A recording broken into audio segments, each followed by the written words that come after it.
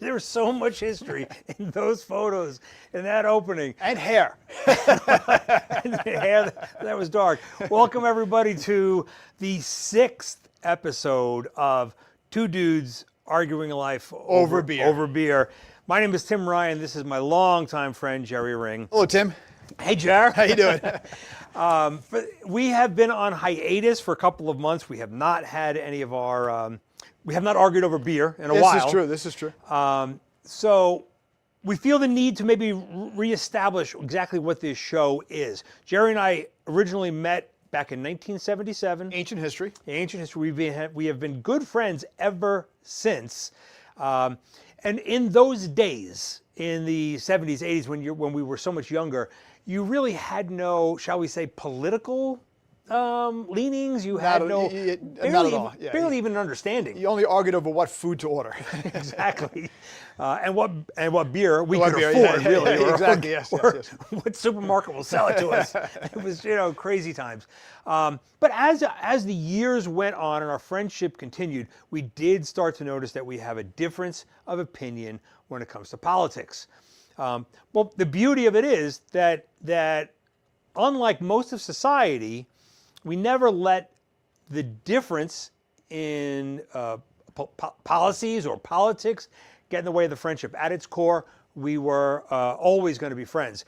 And I have said in a recent one of my Rambling with Ryans, I had said, if you get into a conversation with somebody that you disagree with, and you know you disagree, the first thing you should do, establish the fact that you know that you're going to shake that person's hand when the argument's done. That's excellent. I was going to add to that, it's also important to listen, because just because you may disagree, you think you're going to disagree, you might find after a good conversation, you've learned something. Your disagreement may get smaller. You at least appreciate where the other person is coming from. Without a doubt. Yes. And I guess really, in reality, my curiosity always led me to listen to what you were saying. I still may have thought you were, an idiot, what was the word we were using? Libtard. It didn't have a word when we started arguing. Exactly. It was libtard. And he may have still thought I was deplorable. But we knew that our friendship was going to outlast any of these debates. Right. And you did leave those discussions with more knowledge than you went into. So really, the purpose of this show is to prove that that's possible. And I think part of it's also finding the fact that you might argue about the 10%, but there's a lot of common ground. And it's very important to recognize that there's a lot you do agree on, even though you might disagree on some. Yeah, and sometimes it's really we agree on the result we desire. Just getting there is frequently is very different. Yeah. So you can see just by the way we dress how different we are in our personalities. I want to touch upon this for a second. I'm wearing your classic college elite jacket here, corduroy jacket. It's very old, and my Christmas tie for the holidays. I do have to wonder. I think Tim's been wearing the same Islander jersey for the last 6 episodes, which is about 6 months. Have you washed it since? Actually, no. Oh, do you think? No. This is not a washable. Oh, how about dry clean? Does it get dry cleaned? It will get dry cleaned. Okay. That it does. It does get dry cleaned, but this is very carefully removed later. Okay. Your undergarments are very important. So should you sweat in it, you shower before putting it on. Yeah. Great question. This jersey actually just went down to Florida, where we went and rooted for a special case. Yeah, a special case, handheld by somebody with white gloves. But we did, my wife and I, Leanne, we did go down to Florida. I'm not sure which was more important, to see the Islanders play in Tampa Bay and in Miami or Sunrise, or to visit the family that was in those cities. Okay, family's important. Yeah, so it's the family thinks it was for them. The Islanders think it was for them. But anyway, we had a very, very, very good week.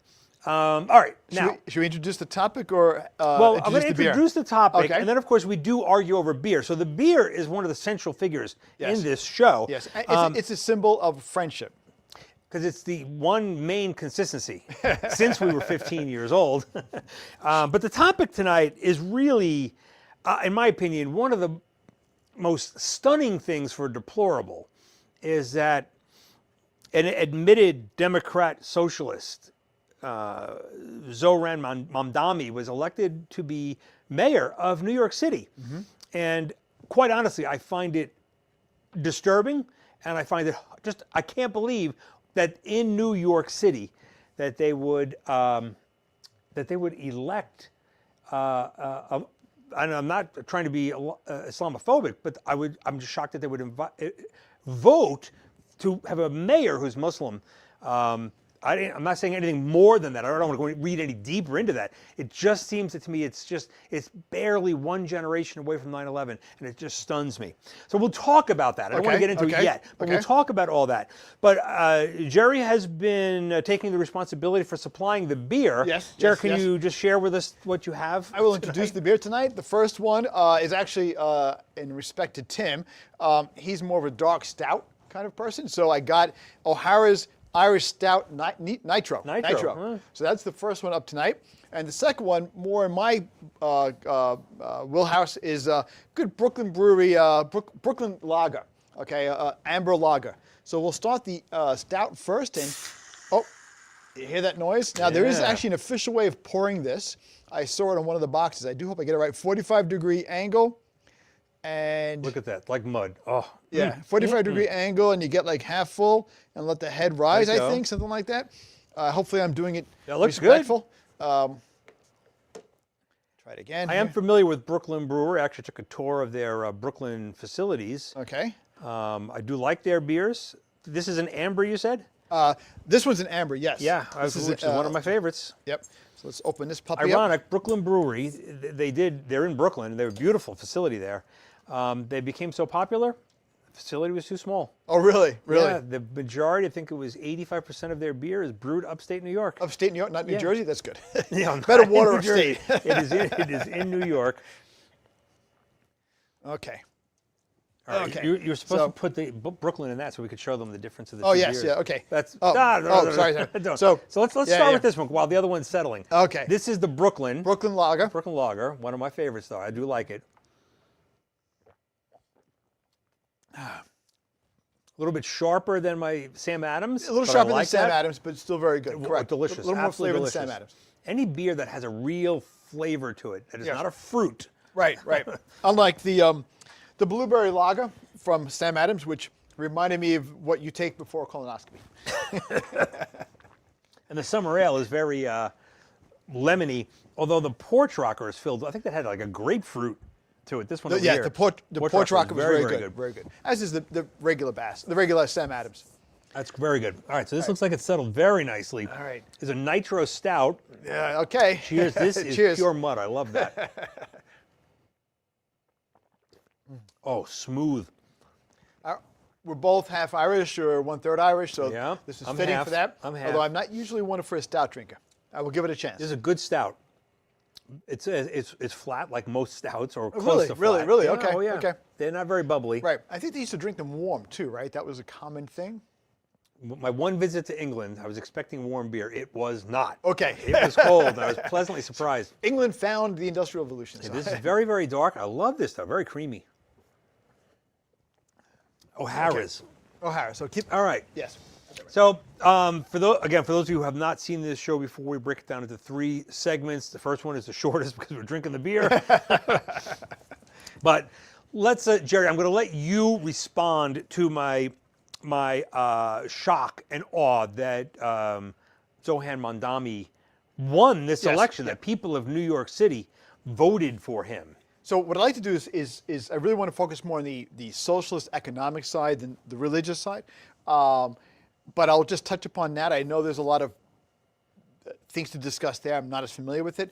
However, I would say 9/11 was 25 years ago.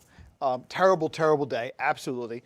Those who committed that horrible act were of Muslim faith, but there are millions and millions and millions and millions of people who are of Muslim faith who did not commit the act. And it's not unlike, I guess, electing, let's say, a German mayor of the city in 1970, 25 years after 1945, after World War II, because many Germans were good. Did we?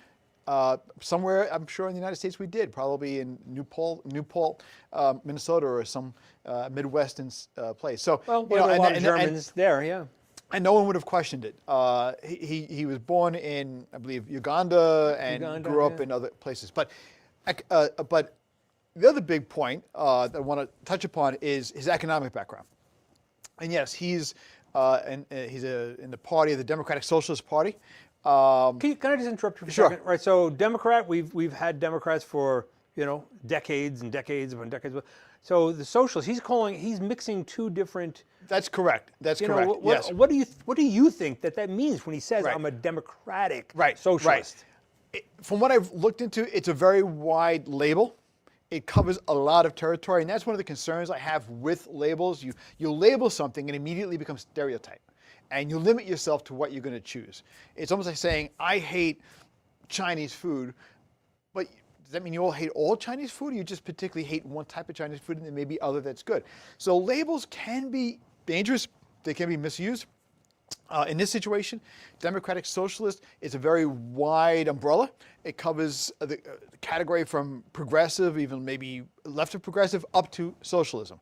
With socialism and communism being similar, the government either directing or owning the production of goods, with communism being the far of no private property, the state controls everything, and Which, frankly, he's made statements that are pretty darn close to that. and with the goal of equality, the goal of being able to make sure people get what they need. So I say that, I emphasize that because, almost going back to our point, I can kind of understand and respect that goal of wanting to make sure people get what they need, but the solutions, the prescription to get there, may not be the right one. There are different ones to get there. But I add though, socialism tends to rise historically in the wake of abusive capitalism. After the Industrial Revolution, child labor, inhumane work conditions, socialism started to rise. In the 1930s, in the wake of the Depression, socialism started to rise. So it does tend to come up as a counter to the excesses of capitalism. So, okay, I'm in no position to debate any of that, with one exception. You did say that you think that everybody should be able to get what they need.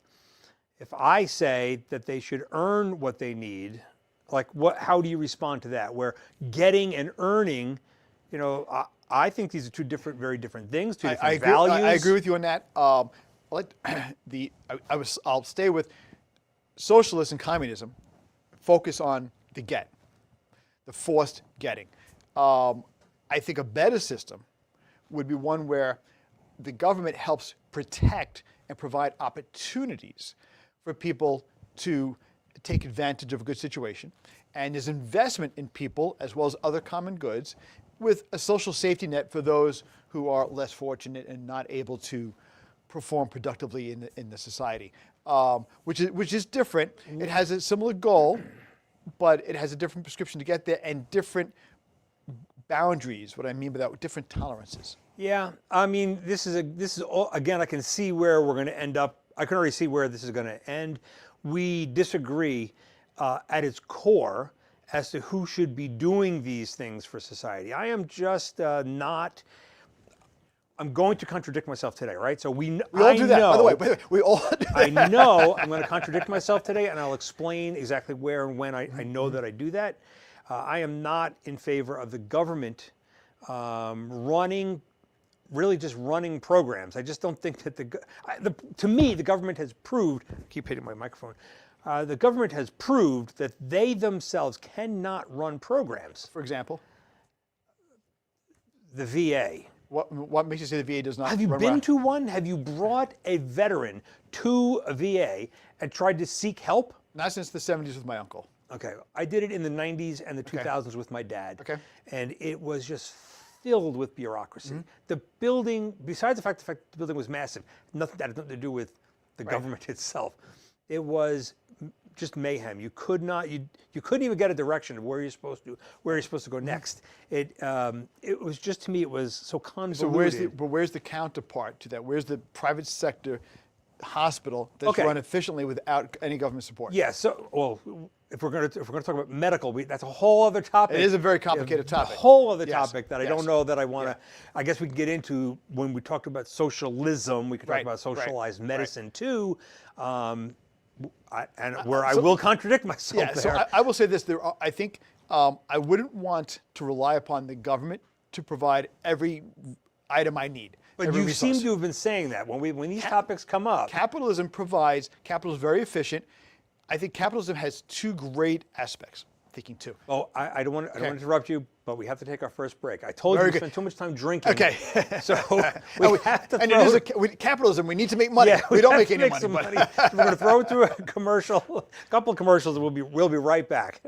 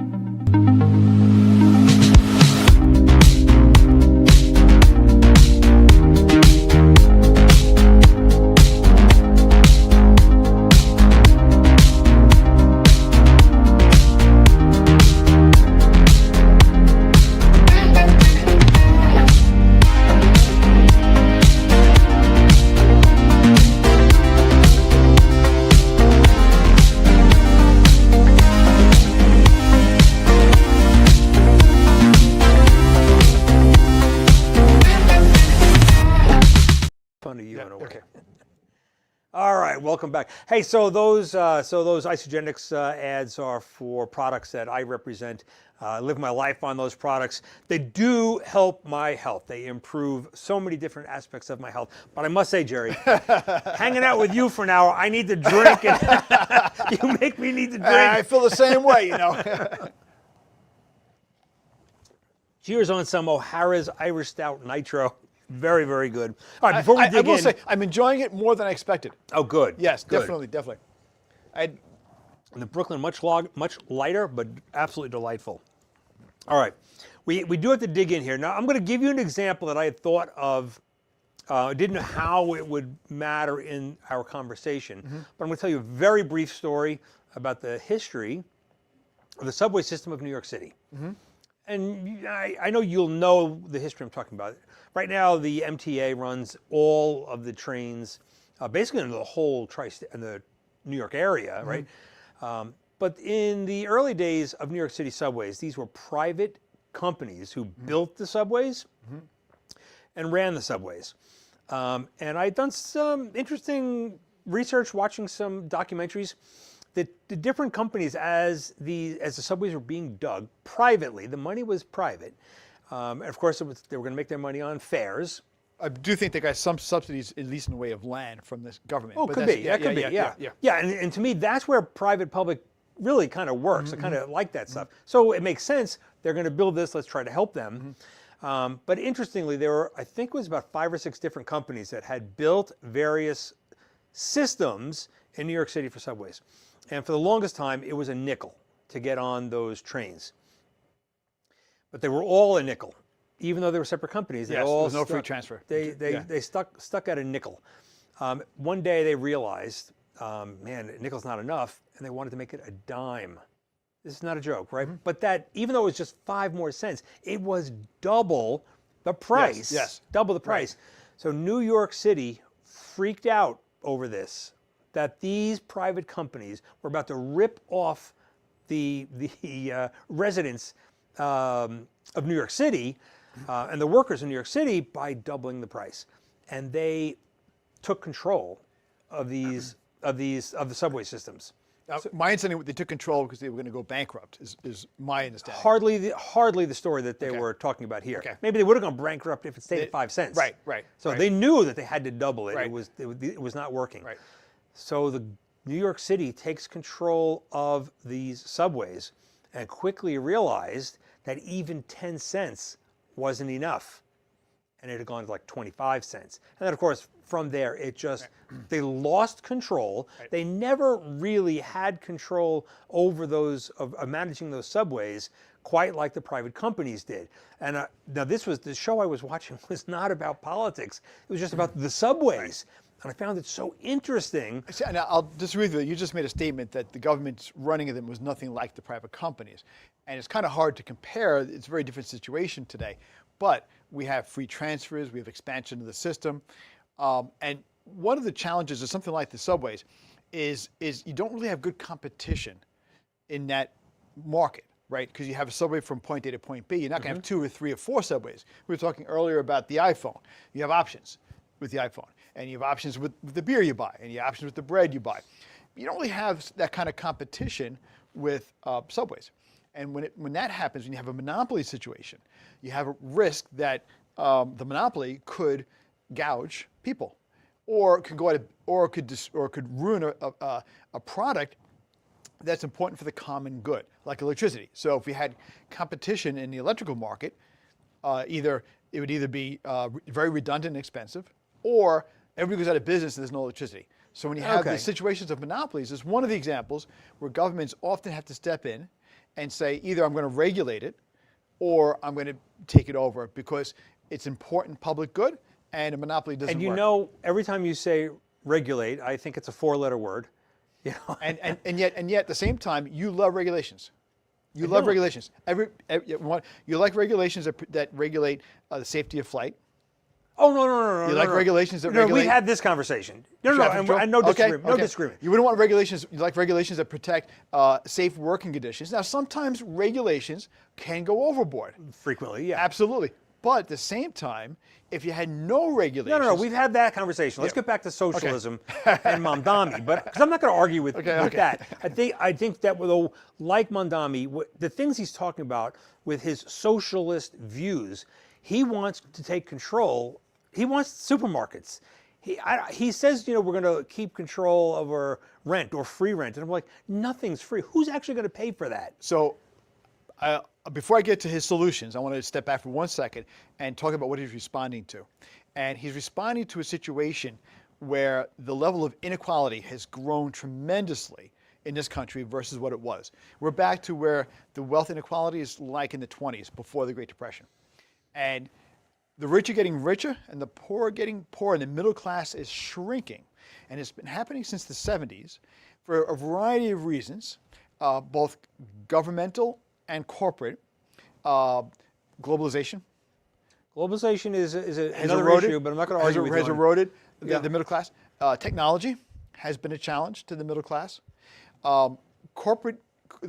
Since the 70s, there was a memo in the 70s, famous memo, where companies stopped being good corporate citizens and started just focusing on making money and shipping jobs overseas. Oh, I mean, so again, in full agreement. Absolutely. So there's been a whole series. But do you think that Mamdani is going to solve that? No, exactly. I agree with that part. But you have a fire, and in the middle of the fire, you can say, well, those building codes are wrong, and this building should have been constructed better. But I'm in the middle of a fire, I got to put out the fire. And that's what he's doing. He's responding to the fire of people in the city of New York struggling to pay bills.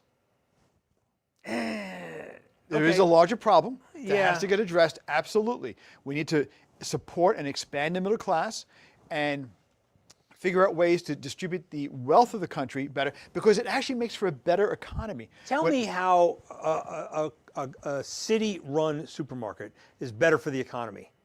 How that's going to put? I don't even know how it's going to work. But how is it good for any company in New York City? A lot of places have co-ops. He's talking only about putting a city-run supermarket or a co-op in areas where there is no major supermarket today. And those are called food deserts. So I'm very familiar with food deserts, okay. And people are relying upon bodegas or small delis or whatever for very expensive, limited quality supplies. Yes. So by having in my health world, food desert is a major issue. So by having a good supermarket there that people can go to, you're going to be improving the health of the people who are buying the food and getting the food, and they're going to be doing it at a lower cost. So I'll just give you an example, though. Now, what I would rather see perhaps incentivizing an established chain. Yes, of course. That would be fine with me. That to me is a private-public solution where you have an expert at food distribution. Correct. Correct. I would also like to see supermarkets for real have better food. I also like to see a little bit more competition in the world of supermarkets. It seems like there's fewer and fewer chains out They're there. conglomerating. Yeah, Well, I mean, listen, that's a whole, again, another topic. Another topic. If you look at the food and the food supply, the local farmer doesn't really exist anymore. It's all That's true. mega farming. But by helping address a person's needs, food security in an area that's a food desert, you're making lower cost and better quality food. So to that point, actually, I'm going to bring something from your world. Okay. Right. So because I'm going to agree with you that if a food desert exists, I do know that you look at, how can starving people be so fat? How is that possible? Quality of food. It's quality of the Yeah, food. absolutely. The quality of the food is so and low. education as to what to eat. Yeah, perhaps. But that's what a food desert is, yeah. right? The good stuff is really not readily available. Let's pause on that because I think that's a good example of where capitalism can be great and bad at the same time. At the same token, though, Jerry, so this is one of the things that I think that sometimes libertarians do not pay attention at all to where capitalism shines and why capitalism fails. Capitalism fails frequently in those food deserts. You had some of those stores, but the crime was so high that they inevitably, why do CVS's leave? Why do Walgreens leave? Those areas, because the crime... crime is maybe an issue, although crime in the city is actually down. I would say there's other factors. Land cost is going up. In the case of CVS, a lot of those stores are actually competing now with the big box stores. But that's not why they leave food deserts. The mail order stuff. It's not why they leave food deserts. If that was true, then why do they succeed here in Massapequa, in Old Bethpage? They succeed fine there. The crime is virtually nil. I'm going to tell you I'll get to the point where I was going to get. I just want to make a point. In the 80s, I worked for a company that we had cameras and electronics stores, and we had about 9 stores. And at one point, I was managing a store in Bayshore, New York, and they asked me if I would go work on a store in Irvington, New Jersey. I'd never heard of Irvington, New Jersey. Turns out that Irvington, New Jersey is a very, very low income neighborhood. And I was dealing with a minority population there. The people who worked that store were minorities. This is the first time I ever heard somebody call me the man. I never heard that before, and I was called the man. It was in a complimentary way, but it kind of took me by surprise. Like, you have to ask the man. And the man's, I was like, what? And I was so much younger than her. But anyway, at one point, on Long Island, 2 D-cell batteries, were $1.89. Were on Long Island. But in Irvington, New Jersey, they were $2.29. Is that because, I think you're going to say crime? I'm wondering it's also the level of competition. You go to a gas station when there's no other gas stations around, price of gas is much higher. So I'm going to give you 2 answers to that. Okay. So the first answer they gave me is that those people don't have anywhere else to go. Right. They don't. So that was the first life lesson I learned right there. But that was not, they were good citizens. They knew the situation, but they weren't going to make it that much more money because of the neighborhood. It's because of the crime, the theft level, I forgot, oh my God, I can't think of the word that they were talking about right now. But many batteries were stolen. So going back to supermarkets, if an area has high crime, I'm assuming, and I'll say fine, we'll accept that for the moment, and it's therefore a food desert, do those people who are not committing the crime not have a right to have better food? Hold on. Yeah, does that community not have a right to get some government, and what is the government? Is your neighbor, it's us, saying there's an area here that's suffering, and I want to help this area be better, educated, and have better job opportunities. And therefore, they're not pursuing a life of crime, they're pursuing alternatives. So when we say the government is us going in and helping a neighbor. In a small town, I wish that were true. That is so a fairy tale story. It is what it is. Now, government becomes like a business, large and cumbersome. I'm going to give you one more example. Right? But I do want to go. I'm sorry. Before go ahead. Mamdani is also talking about a number of other issues to help with rent. Rent is very high, very hard to afford. He's addressing. He's trying to put out the little fires that have grown since the 70s. What I find interesting in this country, though, we accept corporate socialism. We accept corporate givebacks. You can talk, if you're a Republican, you talk about the supply side economics. where we're going to improve the economy by giving tax cuts and deregulations to businesses and rich people. That is proven over and over again to not increase investment, to not increase the taxes ultimately. No, I think which it is very much no, it does does, not. but- It's over and over again. The Laffer curve does not work, but it has been sold over and over again. Trump has done tax cuts. Reagan has done tax cuts, but when somebody comes along and says, "Oh, I want to help a demand-side economy. I want to work on the demand-side economy. I want to give tax cuts to people who can't afford to buy things. I want to help them get health care and food," that becomes socialism. Okay. I'm going to get back to where I was going in a minute. Okay. Because We have to watch, I'm sorry, we have to watch the time because you got to take a test. Oh, Yes, we have a test. We're going to test Tim. I'm sorry to cut you off, but this is important. We're going to test Tim to see how his score compares to a democratic socialist, AOC, Alexandria Cortez. And I have her test results from her website. I'm going to give Tim the same test, and we'll see if he and Alexandria agree or disagree. all right. We'll get to that in 1 second. But the last thing before we take our Okay, second yep. break, who did you work for? Right? Who do you work for right now? Who, I'm retired. I know, but it was, what's the name of the lighting company? I want to keep that off. I work for a public authority, Public a authority. utility, a public utility. Public utility. Now, the actual corporation does not run anything, right? Correct. We hire somebody to run it. They hired Yes. a professional. Which is actually a very interesting discussion for wonky people about the best way to approach it. And does a contract provide the same incentives to be efficient Okay. if you don't own the asset yourself? All right, I don't want to get into Yes. those details. Yeah. That's going to bring us into a different mired situation there. Yes.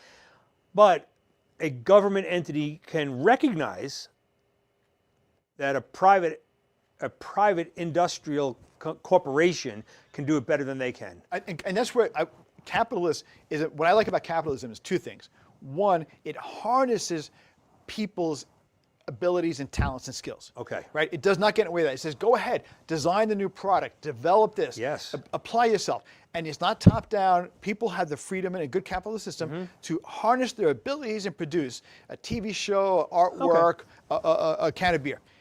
And then the government comes in and does two things. It provides almost like the commission for the Major League Baseball Commission. It provides the rules to operate within, okay, and it counters some of the rough spots of capitalism. So capitalism isn't perfect. Government smooths out some of the rough spots. Okay, so and I'm just responding to some of the things that you've said, and I again want to say that I am in favor of helping people in need, neighborhoods in need, cities in need. I'm in favor of that, but not by taking people's tax dollars directly from them and giving it to other people. How is hold on? giving a tax cut to the guy? Let me finish. Let me finish. I will give you several examples. You're making me go for the beer. We're going to go for the beer soon. This was in I believe it was the 70s. It might have been the early 80s, right? There was a famous hotel, and I got 1 minute to do this. Famous hotel in New York City that was about to get torn down, but everybody wanted to restore it and save it, and the city was like, well, we're not doing anything with that. It's got to come down. So some entrepreneur said, I'll buy that hotel, but I cannot be taxed at the current rate on that building because I'm going to restore it. It'll help that whole neighborhood. And the city said, you know what? We need somebody to fix that hotel. Yeah. So they gave that person the incentives. Yeah. It worked very, very well. The hotel is still there. Strategic incentives like that can be almost a public-private partnership where we recognize that you're providing a new common good for everybody by building up this neighborhood, and we'll help you out. So then once it gets to a certain point, but a broad tax cut. I just want to finish the story because I think that you'll find it very interesting. So the entrepreneur who did this went and said, wow, that worked. And this is now a fabulous, fabulous hotel. It was very successful. He inevitably sold it and it continued on for many years. But he recognized wow, I should go and try to find other brown zones, right? Where there's deteriorated areas and see if the city would again say, it's important to note that sometimes those things happen when the city is also making other investments, or either through tax abatements like that, or direct investments in lighting, housing, and so forth, to help an area come up. So I just want to finish the story. this entrepreneur went ahead and said, how about this zone and this zone? And they did take down some really deteriorated buildings, and he reworked several blocks, put up towers and condos and like all sorts of stuff. All did extremely well. And one of the key elements for this particular person is he said, I'm now over time. Yeah. He said, one of the reasons that I want to be able to build these and build them there is that I don't want any restrictions like had existed before the 80s. He was not going to, he was going to allow minorities, if they have that money to buy that condo, they can buy it. If they're from... Should be able to, yeah. Of course they should. But most condos didn't allow that to happen. They had boards that would not let that happen. This entrepreneur said, no, if they have the money, they can afford it. They deserve to live here. He went on to do several more of those projects until New York City finally said, you know, hey, you're doing pretty good, and lost track of how much he was helping the city because he did so well. Well, there's a certain point where now he's not that. The entrepreneur, Donald Trump. Yeah. Well, okay. A couple of things there. Donald Trump can't run a casino; they went out of business. But hold on, we're out of time. You can get back. See, that's funny about that one. No, you can get back to me. That's you convenient. can get back to me. Convenient. No.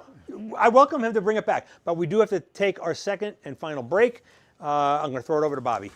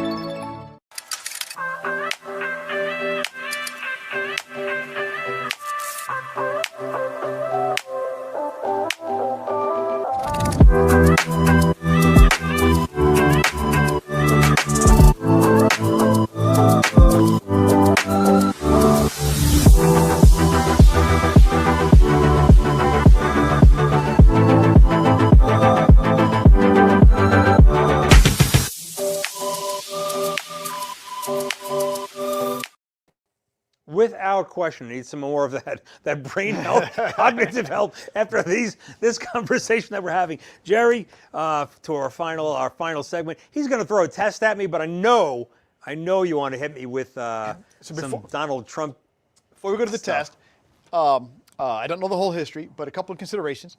One, sometimes these developments push out people who are living in those neighborhoods and makes them without housing. And you gentrify it, it looks nice, but there was somebody who was living there first who cannot afford to move.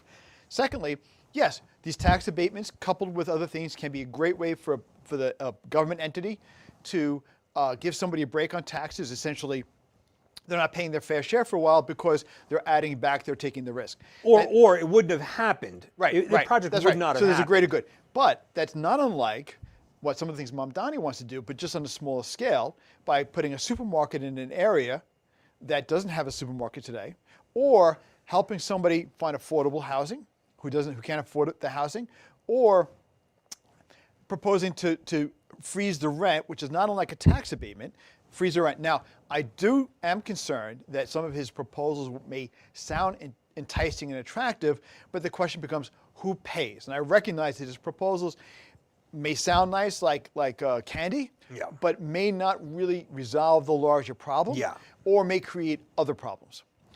With that, thank you. I would not argue much of what you just said. I'm just last thing about the food deserts. I don't want him to build a New York City, grocery store. It would be more of a co-op. But if he was to say, even if it was my tax dollars that helped a real business supermarket to go in there, maybe two, so they could compete. I'd be interested in running an operation that's discrete like that. Private sector does it better. Running an operation that's a money-losing operation, such as let's say a fire department, because you don't charge for putting out a fire, government does a better job. But with that, I have a test for Tim. Again, this test, based on questions on AOC's website. I don't know anything about these. He does not know the questions. He has not seen this before. I want to see if Tim and AOC agree or disagree? Now, Jerry knows I am a deplorable, but That's unlike right. most deplorables, I do have some. I think most deplorables Socials, are more libtards secretly, and Yeah, some libtards are deplorables I'm secretly. not secret. I just I don't disagree for the sake of Okay. disagreeing. I don't argue for the sake of arguing. Okay, we got 10 minutes. Do you support the legalization of same-sex marriage? No. Okay. And you're going to have to just give me a quick answer. Yeah. Okay. Should there be more restrictions on the current process of purchasing a gun? Restrictions on purchasing a gun? Yes. I don't mind there being more. I don't want to say restrictions, but I think it should be very thorough. Okay, I'm going to Yes. say yes for that because the restrictions are not defined here. Okay. Should employers be required to pay men and women the same salary for the same job? It's impossible to answer. Same Because salary for the same job. You can't have the same job. What if that person is just plain better at it? Man or woman. So, no, nobody should be paid the same job because they got the same job. They get paid what they're worth. Everybody's I'm going different. to say yes for that because the reason for saying that is deep down you're saying gender should not be the reason for difference. Gender is not relevant. Right. There may be other factors, experience, Everything. longevity, right, Everything. which may yield a different pay scale, but gender is not the reason. So I'm going to say yes for that reason. Was the U.S. I'm going to skip that one. Should police officers be required to wear body cameras? No. Okay. Should the U.S. raise taxes on the rich? I think they're already at the highest that they should be. I can't thoroughly answer that question, yes or no, but my instinctive answer is no. I think they already pay the highest.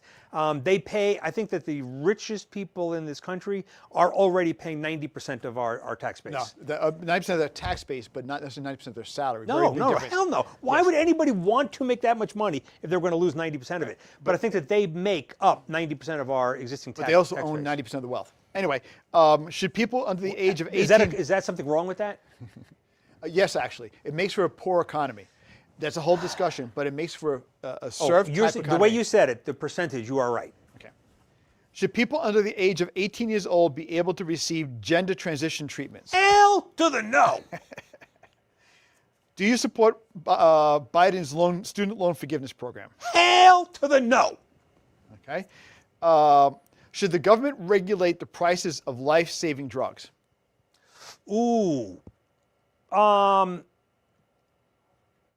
man, see what happens is it creates. Life is gray, isn't it? Yeah. When it comes down to it, a life is gray. Yeah, I'm gonna say that yes, they should, but man, once you set a precedent, it gets very, very difficult once a precedent is set. So I'm gonna say yes, they should, but man, there's a big asterisk on that one. And I think that speaks to the fact that yes, a lot of times life is gray, it's fuzzy, Yeah. and you need definition and boundaries. Yeah, yeah. Should the government raise the minimum wage? No.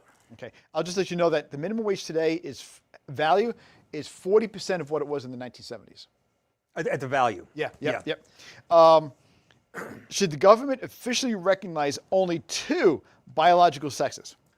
Are there more? So the answer is yes. Wait, what? The government should only recognize 2 biological sexes. There are only 2. Yeah. So there's nothing else to recognize. Should politicians over age 75 be required to pass a mental health test? That's a great question. I think everybody should be required to pass a mental health test. And a driving test. But that's Oh my God. I'm gonna say yes, but you know. I would say no on that one myself because I'd be concerned about any. Yeah, it can be misconstrued. Exactly. There's so many things that can go. Should the wrong with government that. should the government increase environmental regulations to prevent climate change? No. But again, asterisk. I don't like you. No. The short answer is no. Okay. What's the asterisk? The asterisk is that, you know, I don't want people to take advantage and be consciously doing the wrong thing, which has happened. We know that has happened. Do you think climate change is real then? I think it's real, but I'm not 100% convinced that it's 100% man-made. I'm in favor of reducing it, no matter what, under whatever we can do. The way they're trying to mandate all these things, like, no, I disagree with that completely. I'm in favor of reducing where You're we okay can. with mandating pollution controls. You don't want a company pouring pollution into the No. ocean, into the ground, No. into the air. No, that we you live on breathe. Long Island. We're Yes, already, exactly. we're Yes. to this Suffering, day, yes. we're suffering from something that happened Yes, over 50 yes, years yes, ago, yes, yep. 70 years ago. Yep. Yep. So that regulation is okay. What's the difference in that regulation I and don't know. regulating the production that? Yeah, I really clean can't air? answer that. Okay, okay. Clearly, I can't It's complicated. cleanly Yes, answer that, yes. yeah. No pun intended? Noting that. Should the federal government increase funding for health care for low-income individuals? Impossible to answer. I do not like the healthcare system. I do not like insurance. I don't like the insurance system. I don't like anything about what we have now.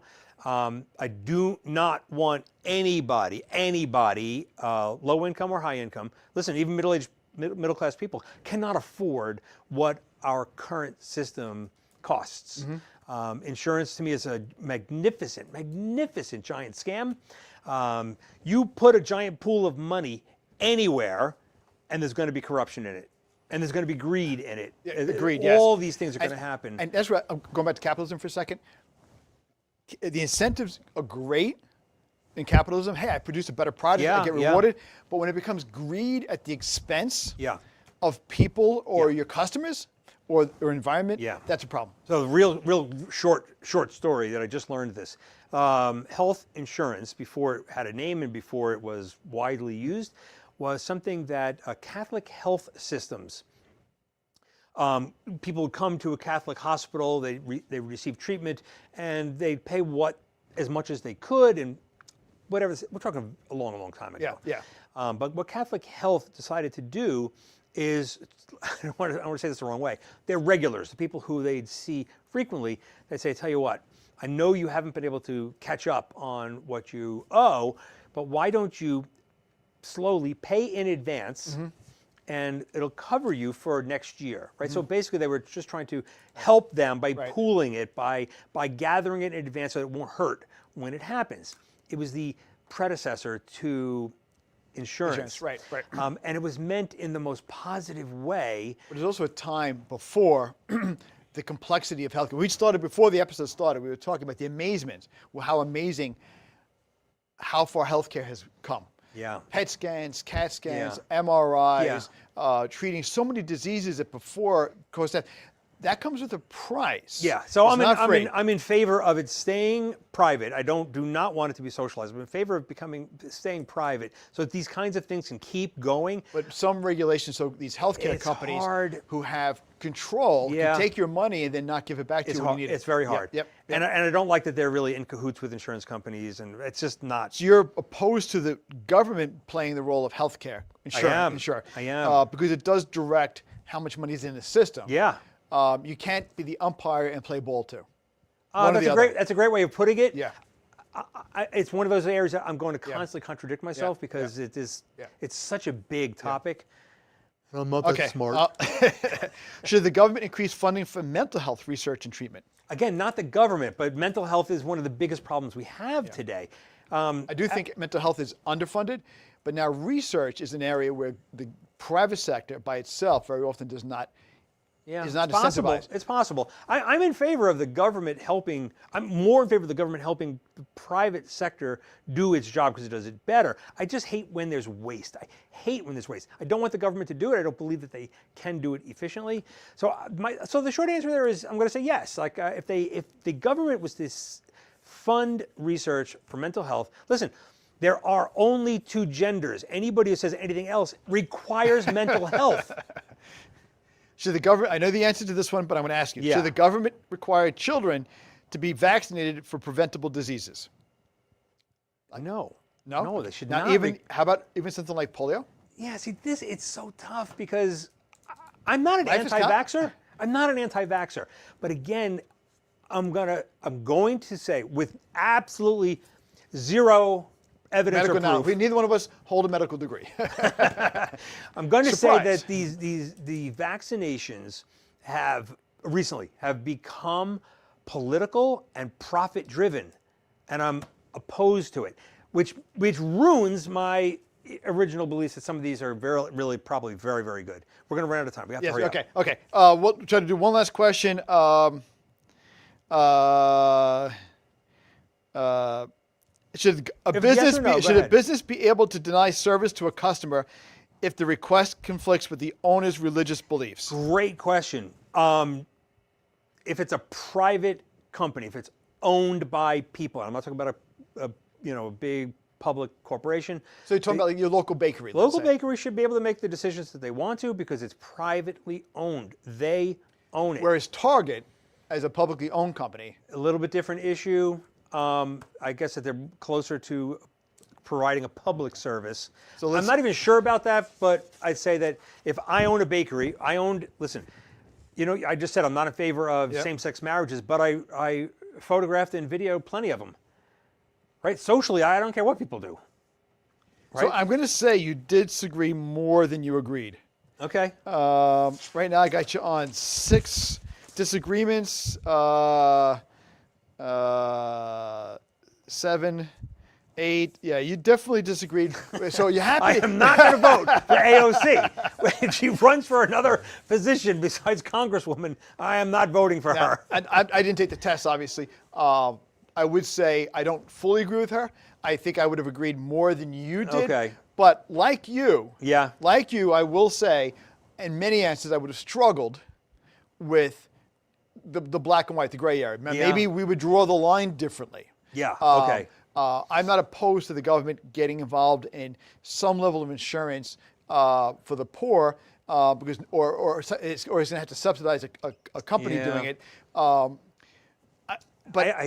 I don't know. I don't really have an answer for that because it's just it's a brutal topic that I can't get it to agree in my own head on some of the I'm going to say things. this is one of the things I like about the American system, because the American system is complex in order to meet complex problems. We have a combination of private sector, we support that, Yep. courts, laws, and private property, and we have a public sector. Yet the public sector isn't one silo, a king and a dictator, Yeah. and that's it. We have checks and balances throughout our system Yeah. that also promotes individual liberty, and it's messy, it's complicated, Very. it makes mistakes, but it gets things right too. All right, I just base my decisions when it comes to medical health insurance. I base my health insurance opinions on my friend in England who is in a socialized medical system. He developed colon cancer, and I was we had met for a conference out in Las Vegas, and he said to me, "I'd be dead already if I didn't have private insurance." I went to my own doctors. And I was Right. like, "What on earth Right. do you mean?" Right. I was stunned by Right. that. And then there was a photographer who lived in the Toronto area, but he literally started a business in Detroit. It was western. Yeah, they're not, because Detroit is near Canada. So it's right Yeah. near Yeah. Detroit. And he started a business there so that inevitably he could become a citizen because he could get better service here. I couldn't believe it. So we're going to run out of time. But there's 2 things. One last question I have for you. Mamdani is in favor of making or continuing New York City as a sanctuary city. What do you think about sanctuary for illegal immigrants? I'm going to say it's complex, although we're going to draw the line. I don't think it's complex We're going at to draw all. the line differently. It's not complex at all. The This beer is. the concept of immigration is a federal responsibility, but once they human beings who are here legally, Illegally. Right, I agree. Human beings that are here illegally become a component of the city that falls under the No, government. they don't. They remain illegal I immigrants. understand that, but they are human beings, Agreed with that. and as human beings, I'm not going to torture them. we want to help them. Plus, if we start pushing them at the local level away from the government, we're driving them underground into gangs and to organized crime. I'm not, but I think there's a gray area, or where if an illegal immigrant commits a serious crime, Yeah. that's one thing. Okay. But if they're going to the emergency room because they broke their leg, they should be treated, and otherwise they're going to be. I should pay for it. No, I didn't say you should pay for it. Who is going to pay for it? Not them. That gets more complicated. I agree with that. But if they can't not pay more for complicated. if they can't pay for it, then we're going to be driving them underground. Or out of the country. Back to where they belong. Let them in legally. We should have. We have 2, 1, 0. We got to go. Take care. Thank you, everybody. Thank you. We'll see you for episode 7. We don't know the topic yet, but we'll see you soon. Bobby, thank you very much. Jer? Merry Christmas and Happy New Year Yes. and Happy Holidays. You to too. all. Take care, everybody.